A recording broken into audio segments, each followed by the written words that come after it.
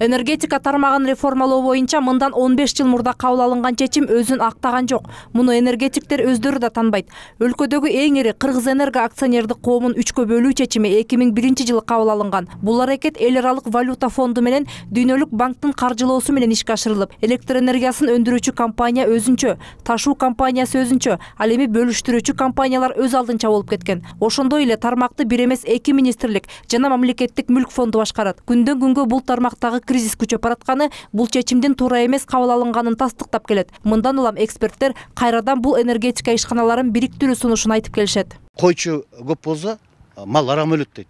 Ошо негизинде бирден бир мекеме ошо баардыгын көзөмөлдөш керек, ошо жерде башкарыш керек и жоопкерчилик тартыш керек. Бүгүнкү күндө андай болбой атат. Ошо негизинде мен да сунуштап атам. Бул мүлк фонддун акцияларын ошо тиги энергетика өнөр жай министрлигине өткүзүп бериш керек. Не деген ошо энергетика өнөр жай министрлиги ошо мен толугу менен ошо жооп бериш керек. Толугу менен ошону башкарыш керек. Ошо толугу менен ошону көзөмөлдөш керек. Бул сунуштун тууралыгына адистердин көзү жеткени менен чечим кабыл алууга аткамнелердин эрки жетпей келген. Анын айынан тармактагы дефицит 11 миллиард сомдон ашкан. Мамлекет башчы бул боюнча өзүнүн кескин пикирин билдирбесе, балким арабек абал дагы узакка созулмактыр. Өткөн айда Коргоо кеңешинин жыйынында тармактагы көйгөйлөрдү чечүү үчүн коррупция менен аеосуз күрөш жүргүзүлөрүн айтып, энергокомпаниялардын акцияларын башкаруу укугун министрликке өткөрүп берүү зарылдыгын айтты. Энергетика министри болсо компанияны башкаруунун 3 вариантын сунуштады.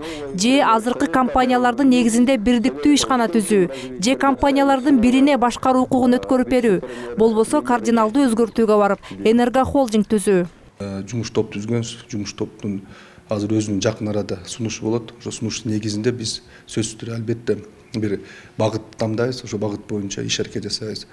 Бул да нерсени бала белгилей кетиш керек, баса белгилей кетиш керек. Эмне дегенде бул өтө жооптуу чечим, жооптуу чечимди биз ойлоп, мына айтканда ири отуруп түзгөнгө бир чечим келген аракет кылабыз. Тармакты реформалоо керек деген пикирлер арбын айтылганы менен аны ишке ашырууга аракеттер болбогонунун себеби айрым аткамнерлер жемкорлуктун аркасы менен тапкан кирешесинен кол жуугусу келбегенинде болушу мүмкүн дешет эксперттер.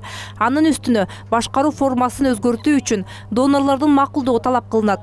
Эл аралык инвесторлордун бул сунушка макул болоорунан эксперттер күмөн санап жатышат.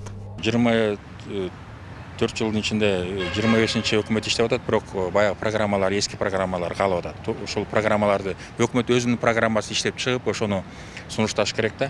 Кыргызэнерго болсо бул натыйжалуу мамлекеттик башкарууга өтөт. Андан тышкары эл аралык каржы институттарга биздин өкмөт ушуну далилдеп, негиздемесин бериш керек да.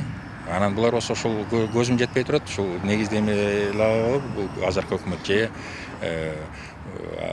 ал жетпейби. Башкаруу тутумун өзгөртүү менен эле көйгөйдүн баары чечилип калаарына ишенүү кыйын. Бирок иш ордунан жылат дешет адистер. Энергетика министрлиги реформанын кайсы жолун тандап алаары жакынкы күндөрү белгилүү болуп калат.